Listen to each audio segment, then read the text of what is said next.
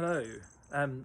So this one, we're going to need the mass hanger that you've got. You might have 100 grams, you might have 50 grams. If you've got 50 gram hanger, that's good. If you've got 100 gram, we'll work around that. I'll explain that in a second. Got some string. We've got the string goes through a plastic tube. So there's like a little loop here that the masses are attached to. Got string goes through a plastic tube. And then at the other end of the string, we've got the rubber bung tied to the other end of the string.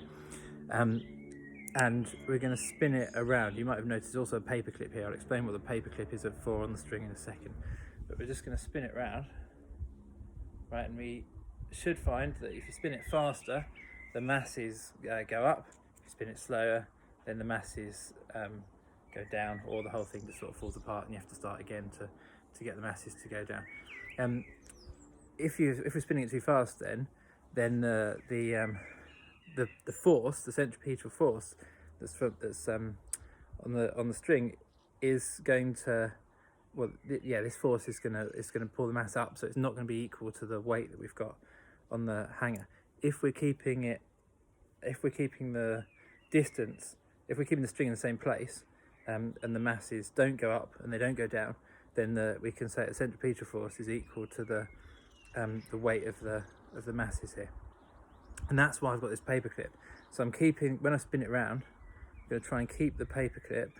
I go for, I don't know what, thumb's width, but from the plastic tube. Don't have it right up against the plastic tube, because then you could be spinning it too fast and putting too much force on it, and you're not measuring the right speed. What we're going to do is we're going to measure the time period of the circular motion of the bung, and we're going to change the mass that we put on the hanger. I've done that in the wrong order, haven't I? Our independent variable is the mass on the hanger, and our dependent variable is the time period that the string is going to go around the circle in. Of course, timing one revolution is going to be, we're going to have a huge amount of uncertainty, so we're going to time 10. And you could time 10 by filming it like I'm doing, or you could get a willing participant that you live with to time 10 of your circles for you. All right, so the kind of setup, just spinning it around. I've already done that too fast. There we go. So 10 of these.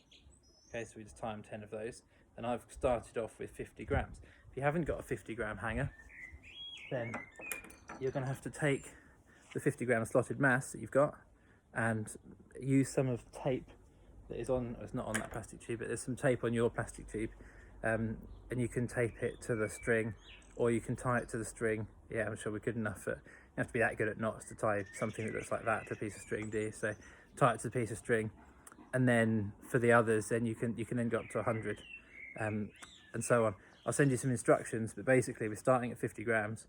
We're going up in 50s until we get to the maximum that you've got, which is 300 grams, I think. If you wanted to go 350, and you've got the kitchen masses, you can take that to it, I don't know. But we'll just go for 50 to 300 grams. So that's what we're changing. We're going to measure, as I say, the time for 10 oscillations or 10 circles. But what we're, of course, looking for is the time period. So we're going to measure the time period, and then we're going to plot a graph of force against r omega squared to try and find the mass of the rubber bung. So I'd like a little bit of maths to kind of prove that a graph of force against r omega squared will be the mass of the rubber bung, and then I would like you to plot a graph of force against r omega squared. Of course, the force will be 9.81 times whatever mass you've got on the hanger in kilograms. But as I will send you I'll put on Teams a picture of some instructions and maybe a blank results table for you to get started with. Good luck.